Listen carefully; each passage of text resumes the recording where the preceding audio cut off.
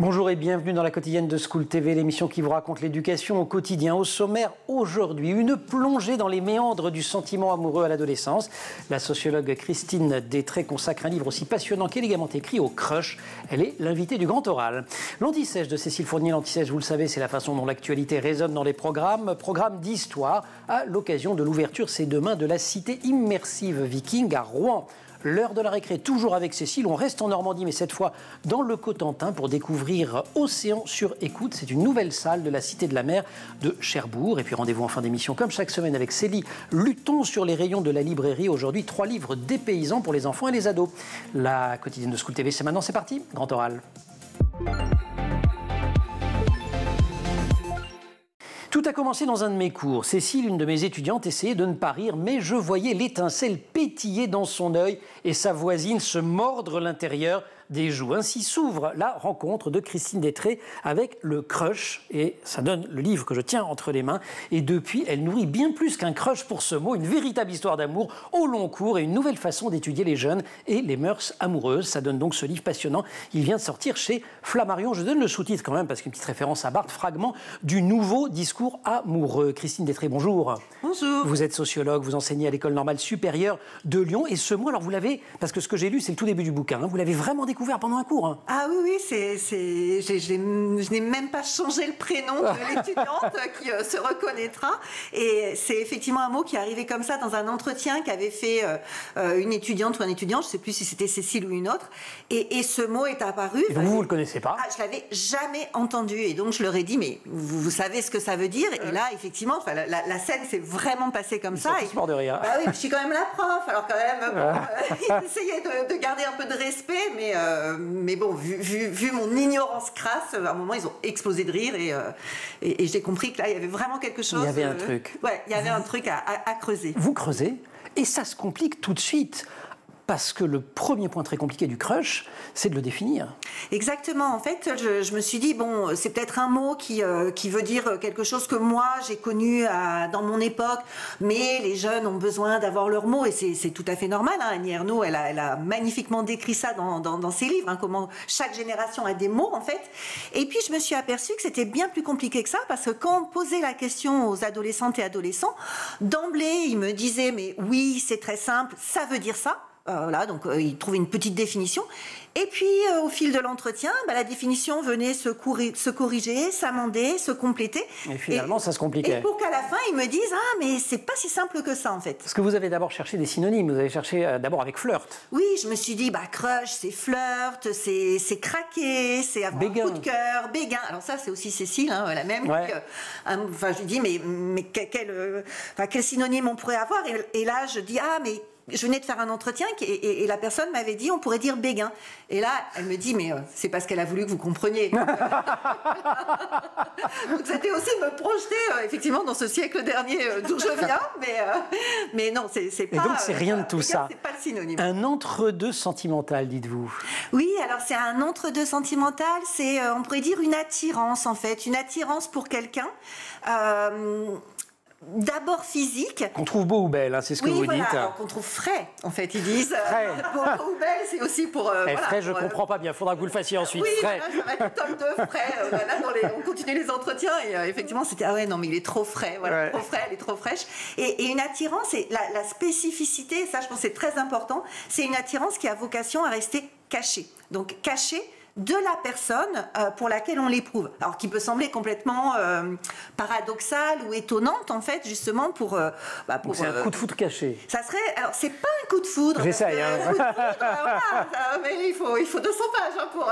Ouais. Coup de foudre, c'est aussi très démonétisé, quand même, hein, chez les jeunes. C'est-à-dire que coup de foudre, c'est les Disney d'avant, en fait. Ouais, mais c'est le film de Diane Curie, voilà. C'est vraiment des années 80, 80 et même avant. Les Disney contemporains ne parlent plus du coup de foudre. Hein, donc ce mot rigolo, comme le mot est anglais, vous cherchez quand même du côté des États-Unis notamment et de l'Angleterre, et vous trouvez une première occurrence en 1920 dans une chanson. Oui, alors il y a même il y a des occurrences avant, en fait, mais la première occurrence, on pourrait dire dans la culture populaire.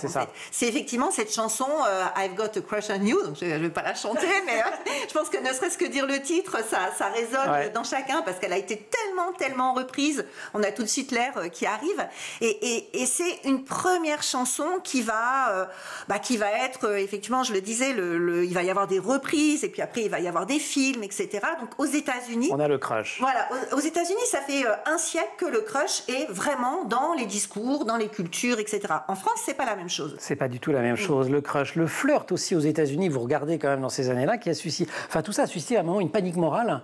Et il y avait des crushities. Oui. Racontez-nous les crushities. C'est là où justement le mot arrive avant cette chanson de 1920, mais il arrive les premières. C'est le 19e, c'est dans des romans. Oui, c'est fin 19e, et en fait ça accompagne l'entrée des jeunes femmes dans les universités ouvertes aux filles, en fait. Et au début, crush, c'est vraiment favorisé, encouragé même, parce que ça permet de socialiser, donc là je prends un mot de sociologue, mais de socialiser ces jeunes femmes qui entrent à l'université, aux mœurs universitaires, et notamment on les encourage à avoir un crush sur une élève des rangs supérieurs. Et puis là, les ligues de vertu se réveillent. Et ce qui se passe, c'est qu'on se rend compte que ces jeunes femmes-là, étudiantes, quand elles sortent de l'université, elles n'ont plus forcément envie d'être remises au foyer et d'arrêter les études et d'arrêter de travailler, etc. Et donc se développe une panique morale sur le fait que ces jeunes filles ne voudraient plus se marier et ne voudraient plus avoir d'enfants. Et vont toutes devenir lesbiennes. Enfin, c'est ce que vous dites, j'exagère à peine. Le problème, c'est que les États-Unis, il y a un moment d'immigration, donc que va devenir la race américaine blanche? Et donc le crush devient effectivement synonyme de vice, lesbianisme, etc. Le crush, c'est l'amour imaginaire, l'amour dans la tête, et peut-être que le mot amour déjà est trop fort. On va continuer, je vous cite là à l'instant, dans ce livre Crush, fragment du nouveau discours amoureux qui vient de sortir chez Flammarion.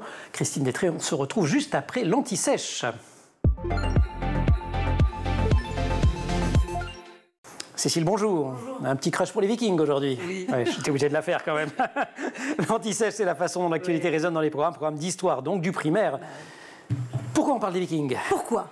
À l'occasion de l'ouverture demain de la cité immersive Viking à Rouen, un espace de 1000 m², consacré donc à ces pirates scandinaves qui ont vécu entre le 8e et le 11e siècle. Rouen et les Vikings, jusque-là rien de très étonnant. Mais non, tout ça se lit évidemment, car c'est un Viking qui a créé le duché de Normandie, le chef Rollon, de son vrai nom Rolf le Marcheur, qui est donc un Viking né vers 846, peut-être en Norvège, peut-être au Danemark, est considéré en effet par les historiens comme étant le premier duc de Normandie, même s'il n'a pas eu le titre. En tout cas, c'est lui qui a fondé ce duché de Normandie. Il a même été comte de Rouen. Comte de Rouen, qui est un titre concédé par le roi Charles III le Simple pour arrêter les raids des Vikings. On devrait lui donner une petite breloque. Exactement. À ce garçon. Grosse breloque quand même. Grosse breloque. Petite précision, Charles III le Simple, alors, n'est pas roi de France. À cette époque-là, il est roi de cette partie du territoire qu'on appelle alors la France occidentale. Ça, c'est dit. La France occidentale. Oui, alors effectivement, les attaques des Vikings sur les côtes françaises commencent au 8e siècle et vont s'intensifier. Rouen et Paris vont être pillés à plusieurs reprises. Et donc, pour stopper cela, Charles III propose en 911 au chef Rollon un accord qui lui reconnaît le droit d'exercer son autorité sur une région bordant la Seine et la Manche, à condition de protéger les populations locales de toute nouvelle incursion scandinave. Ce que Rollon fera, ce qui est assez ironique, puisque c'est quand même un Viking qui protège des attaques vikings auxquelles lui-même a participé avant. Vous avez mis pas mal de conditionnels quand vous parliez de Rollon, et pour cause, en fait, on ne sait pas toute sa vie. Non, il y a beaucoup de légendes. Il y a beaucoup de légendes et de mythes autour de ce personnage, mais apparemment, il s'est converti au christianisme dans le cadre de cet accord avec Charles III le Simple et change donc de nom de Roland. Il devient Robert Ier le Riche. Il a épousé également la fille de Charles qui s'appelle Gisela. Ensuite, il serait devenu un modèle de vertu chrétienne, lui qui est quand même qui était un chef viking sauvage. On dit qu'il gouverna suivant un code de loi viking basé sur le concept de l'honneur personnel et de la responsabilité individuelle. On ne connaît pas toute sa vie, en revanche, on connaît sa descendance. Oui, il est, attention, arrière-grand-père de Guillaume le Conquérant, premier roi normand d'Angleterre de 1600 à 1087. Et donc, dans cette cité immersive viking Armand, on découvre tout ça? Exactement. Alors, c'est avec une scénographie un peu moderne, amusante et surprenante. Le visiteur passe d'une salle à une autre, découvrant des décors assez incroyables. Et puis, ça s'achève par une vidéo immersive projetée à 360 degrés. Et là, on plonge dans le rêve de Rollon, de Guillaume le Conquérant. Sans oublier aussi qu'il y a des objets archéologiques qui ont été datant du 8e et 11e siècle, comme des armes, des haches, mais aussi des bijoux, des clés, des épingles, car les Vikings n'étaient pas que des guerriers sanguinaires, ils savaient aussi manier parfaitement les techniques de ferronnerie. On a quelques mots en français qui viennent des invasions vikings. Alors, on parle viking sans le savoir. Ouais. Par exemple, le mot vague vient d'un mot nordique que je ne prononcerai pas ici, mais qui veut dire mer et houle. D'accord. Ça tombe bien. Le mot loin. Le mot rivière. Le mot rivière. Oui, le mot rivière qui se dit flotte. Avec l'accent. Et donc, le nom de ville de la côte normande, fondée à l'époque des Vikings, on va retrouver ce mot flotte. En fait, flotte est devenu fleur. Et donc, on a des villes en Normandie qui s'appellent Honfleur, Barfleur. Et ben voilà, c'est les Vikings. Le mot iceberg, on s'en douterait plus. Vient de iceberg, qui signifie montagne de glace. Et évidemment, on reste dans le monde de la montagne avec le mot ski qui veut dire planche de bois. Merci beaucoup, Cécile. On parle tous viking, la cité immersive viking de Rouen qui ouvre ses portes demain. Et on peut donc admirer la statue du chef Rollon dans les jardins de l'hôtel de ville. Statue qui a été retrouvée l'été dernier. Oui, elle a été. Et on ne peut pas regarder la télé, mais il n'y avait pas une série. Il y a une série sur Netflix qui s'appelle Viking. Alors, il y a qui fait 6 saisons. Il y a quelques incohérences historiques. Apparemment, on m'aurait dit ça. Mais c'est quand même très sympa. Après, c'est pas à mettre entre tous les yeux. Hein. C'est quand même assez violent. Les Vikings, c'était pas des enfants de cœur. Des enfants de cœur. C'est vrai. Ouais. Pourtant, ils avaient des bien connus. Merci Cécile. On va prendre, je ne sais pas, le TER ou l'autoroute, quitter Rouen et monter du côté de Cherbourg, en haut du Cotentin, pour la récré. Mais pour l'instant, on retrouve Christine Détré, le crush.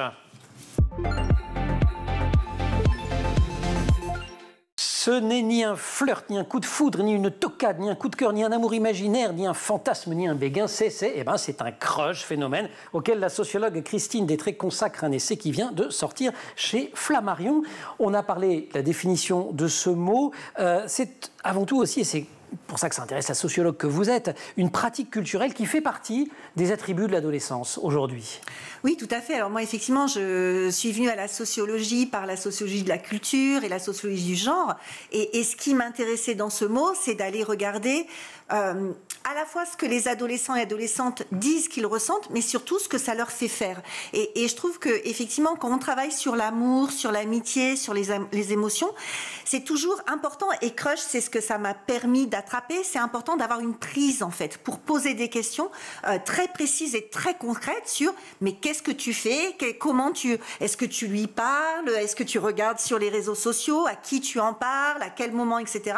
Et effectivement, tout ça, ça a montré que la même façon que flirt dans les années 60, ça pouvait être pris comme une pratique culturelle des adolescents ou des jeunes gens de l'époque. Il y a eu toute une série de chansons, les yéyés, etc.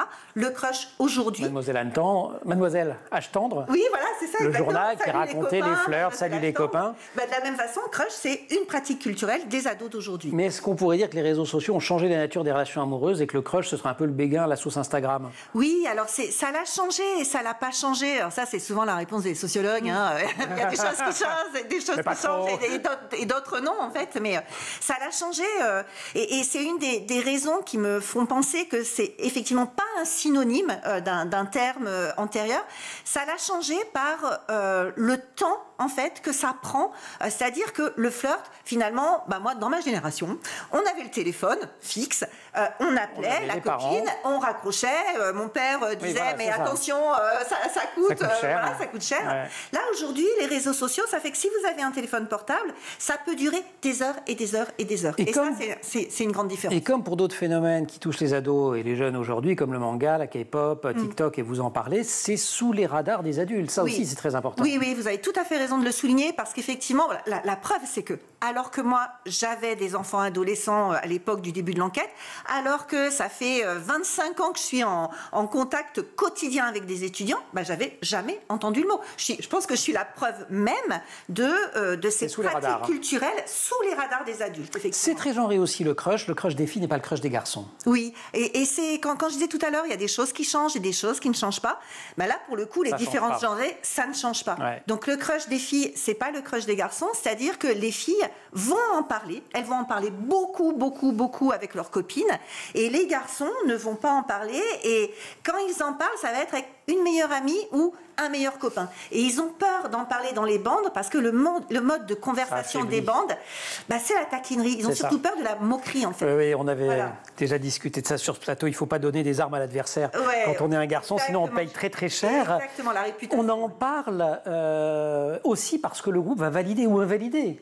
Le crush, ça ne vit pas tout seul, un crush, quand même. Non, et c'est là où on peut le prendre vraiment comme une pratique culturelle et comme une pratique culturelle qui font de l'amitié. Et donc, c'est à la fois des jeunes filles qui me racontent qu'au collège, elles n'avaient pas de crush, et un peu comme Madame Bovary qui dit « Ah, enfin, j'ai un amant », parce qu'elle a tellement lu de romans sentimentaux.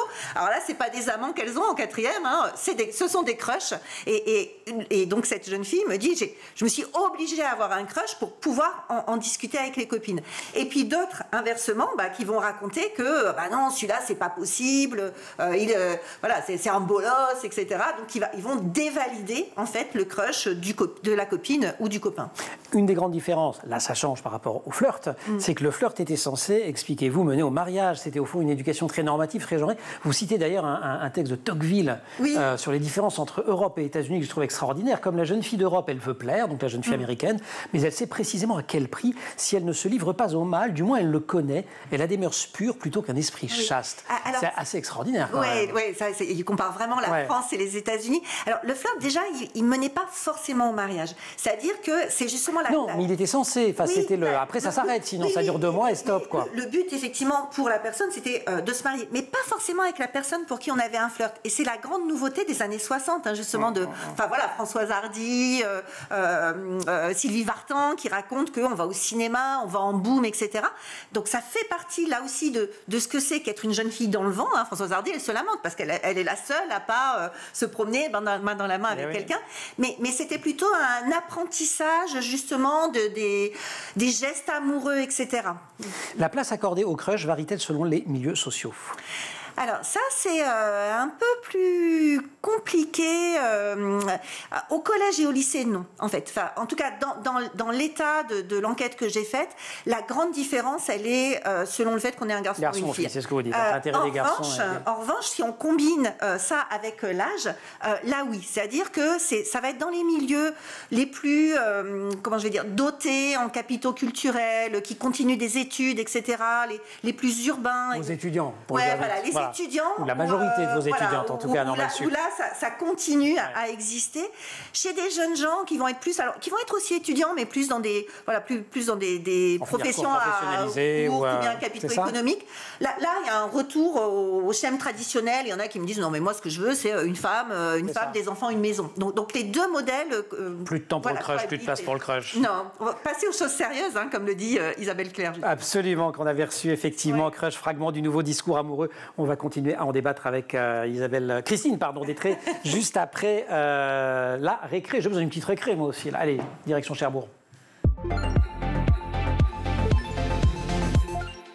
Rebonjour Cécile, après la cité des Vikings à Rouen, donc celle de la mer à Cherbourg, à laquelle Mon Quotidien, partenaire de cette émission des éditions Playback, Mon Quotidien, a consacré rien moins que ça, une reportage à la cité de la mer à Cherbourg. Bon, regardez, c'est là. Le journal s'est intéressé précisément à ce nouvel espace de 400 mètres carrés de la cité qui s'appelle Océan sur écoute, parce que oui, il y a des choses à entendre sous l'eau. Waouh. Donc c'est pas le monde du silence, comme disait le commandant Cousteau. Tout à fait, ben non, pas du tout. Bernard Covin, le président fondateur de la Cité de la Mer, justement dans une interview, avait partagé une anecdote assez amusante au sujet du bruit des orques. Je découvre que celles qui vivaient en Patagonie n'émettent pas du tout les mêmes sons que celles qui sont au large de la Norvège, alors que je croyais qu'elles parlaient toutes le même langage. Waouh, donc à chacune son langage, ou à chacun son langage. Tout à fait. On dit chacune pour les orques ? Exactement. Ah d'accord. Les orques au féminin. Et donc c'est dans ce nouvel espace qu'on peut les entendre. Oui, alors dans cet espace on peut écouter... Non, on ne peut pas entendre les orques. Je dis, il y a d'autres sons, mais en tout cas, dans cet espace on peut écouter 60 sons confortablement installés sur des transats.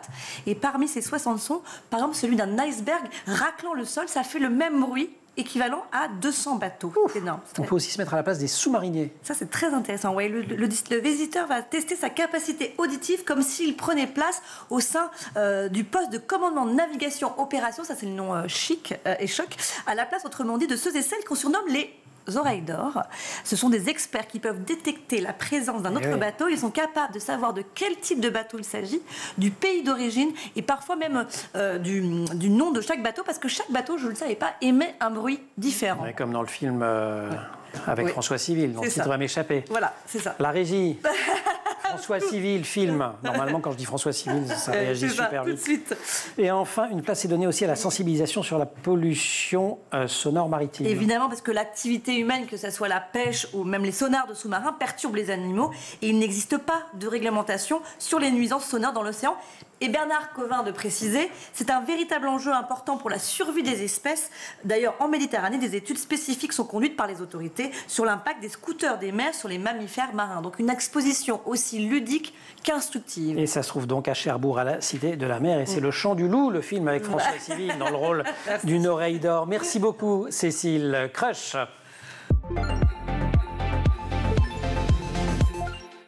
Le mot est entré dans le dictionnaire, en tout cas dans le Petit Robert. En 2023, on parle du crush aujourd'hui avec Christine Détré qui lui consacre un passionnant essai chez Flammarion. C'est pas un sujet forcément léger, ça peut même devenir très obsessionnel. Vous racontez l'histoire de Sophie Calle, l'artiste, qui va suivre son crush jusqu'à Venise. Je vais vous laisser raconter la suite. Mais il y a aussi une des jeunes filles que vous avez interrogées, je crois que c'est Jenny, avec Paul. C'est super envahissant à un moment, puis plop. Oui. Alors effectivement, Sophie Calle, elle n'emploie pas le mot crush, mais moi je me suis dit, on pourrait vraiment surnommer, renommer ce qu'elle a vécu en disant c'est un crush. Alors elle a la ressource de l'art en fait pour en faire, pour le sublimer et pour lui donner un sens. En fait, elle fait toute cette quête-là, donc elle va le suivre effectivement jusqu'à Venise, mais elle va en faire un livre, elle en fait des photographies, etc. Le problème de Jenny, et qui d'ailleurs c'est pas un hasard si aujourd'hui elle est aussi étudiante aux Beaux-Arts et elle essaye de sublimer un peu tout ça aussi par des pratiques artistiques. Le problème de Jenny, c'est qu'au début elle n'a pas cette ressource-là. Et Jenny, c'est pas la seule, il y a Rosalie aussi qui est dans ce cas-là dans le livre, qui me raconte la charge mentale mais terrible en fait dont elle souffre parce que un crush succède à un autre et qu'elle n'arrive pas à s'abstraire de ça. Et donc c'est à la fois le temps que ça prend, et Rosalie, c'est très intéressant parce qu'elle dit finalement, je vais regarder sur Instagram, je vais trouver quels sont les goûts de ce crush, et d'un coup je vais me mettre à aimer ce qu'il aime. Et donc il y en a un, elle a un crush, il adore le rap, elle se met à aimer le rap, à s'habiller rap, etc. Puis 2 mois après, elle change de crush, et là c'est un nouveau crush qui adore Miyazaki. Et voilà. Et donc, toute la garde-robe change. De Miyazaki. Et oui, et elle dit, mais moi, je suis qui? Voilà, qu'est-ce que j'aime, moi? Et ça les met du coup dans des affres de réflexivité, etc.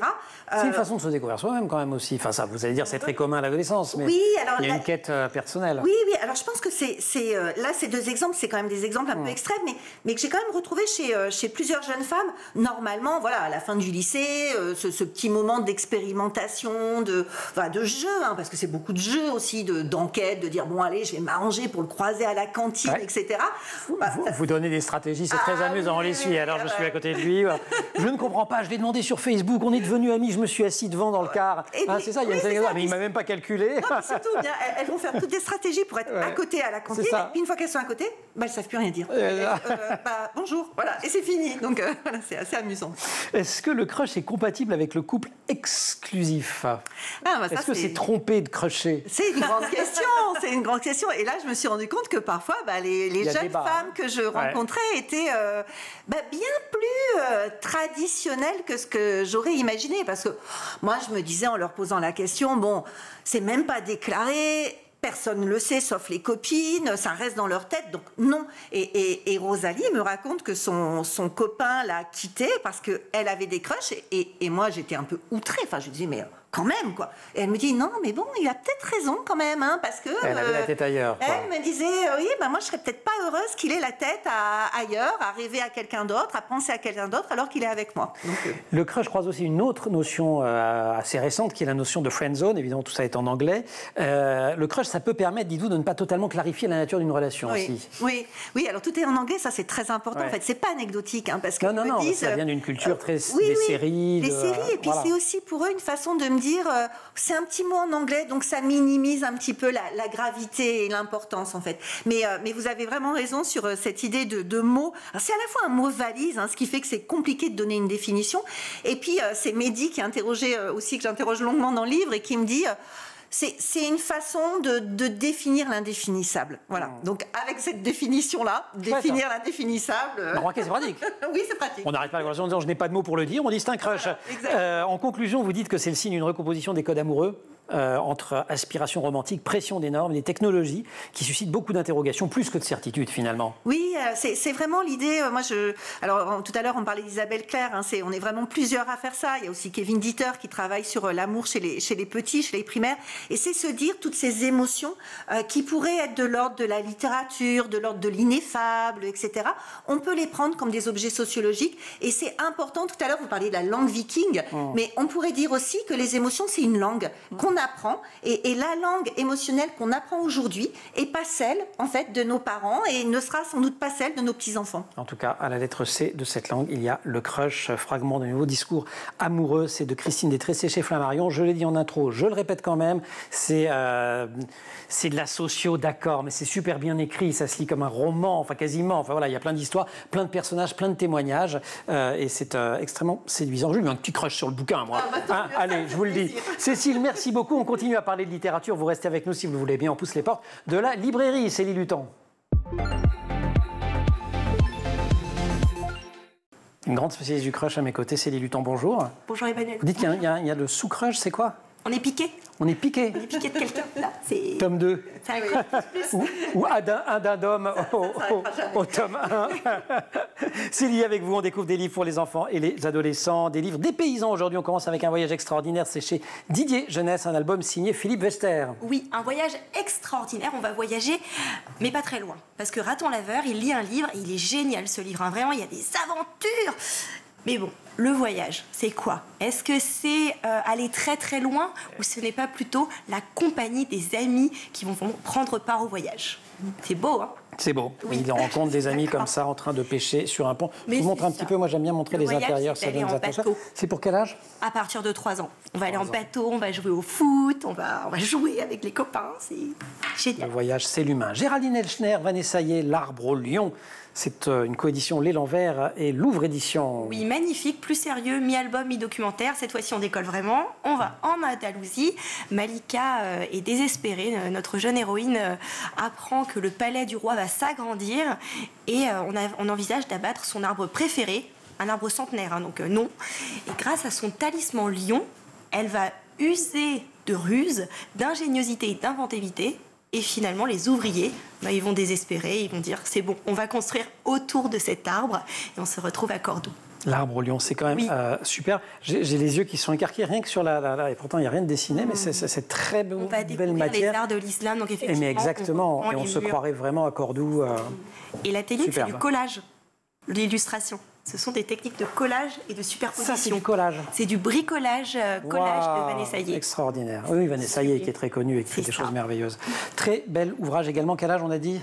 À partir de On n'a 6 pas ans, dit je 6 pense. ans. Oui, cours préparatoire. Là, on est quand même un petit cran plus âgé avec ce roman de Carla Gelfenbein, Envole-moi. Envole-moi. Alors là, cette fois-ci, on est vraiment dépaysé. On part au Chili, mais il ne s'agit pas d'aller faire de la randonnée ou quoi que ce soit. Nous sommes avec Emilia, qui au départ est pas la joie. Elle est la plus jeune pilote au Chili et son père est disparu dans un accident d'avion car il est pilote lui aussi. Elle est triste, elle va s'isoler, se retrouver dans un hôpital avec d'autres adolescents qui ont aussi été confrontés à des situations où le désespoir est la seule chose qu'ils ont encore en vue. Donc c'est pas la romance feel good, quoi. Mais non, pas du tout. Là, on va sortir du truc habituel. On va aller vers une jeune fille, une héroïne qui est un phénix et qui va renaître de ses cendres. Grâce à quoi? Qu'est-ce qui... Voilà. Le crush. Le premier amour. On y revient toujours. Envole-moi, c'est chez Actes Sud Jeunesse. Merci beaucoup. Et pour quel âge? On a dit 13 Fin ans. collège, je pense, oui. Fin collège même. Oui. Super. Merci beaucoup, chère Célie. Merci beaucoup à Christine Détré aussi de nous avoir accompagnés. J'ai l'impression que vous admirez cette génération, là, tous ces jeunes, vous les aimez bien. Oui, et le premier livre où vous parlez Ouais. d'amitié, c'est un des exemples justement d'invention qu'ils essayent et d'interrogation, c'est de se dire, et l'amitié, qu'est-ce qu'on fait? Pourquoi on a toujours mis l'amour avant l'amitié, etc. Et ça, c'est aussi très très important. Voilà, garder ses amis. Oui, on le voit en librairie, il faut arrêter de romantiser les Exactement. petits. Oui. Quand on est petit, on n'est pas amoureux, on a d'autres émotions, Oui. et pas ça. Et quand on est grand, on peut avoir aussi des amis et garder Bien ses sûr. amis. Oui. Et voilà, je vous laisse faire cette conclusion. Je vous remercie toutes les deux et je remercie tous les amis qui sont en régie ou qui ont préparé l'émission, comme Laure Audemont au maquillage, comme Marine Plantac avec Pénélope Day qui ont préparé l'émission et qui sont en régie aujourd'hui au son avec Thibaut Goury-Lafont et Romain Luc à la réalisation. Vous restez sur School TV, on est tous entre amis et on se retrouve nous en permanence sur Internet et sur les réseaux sociaux.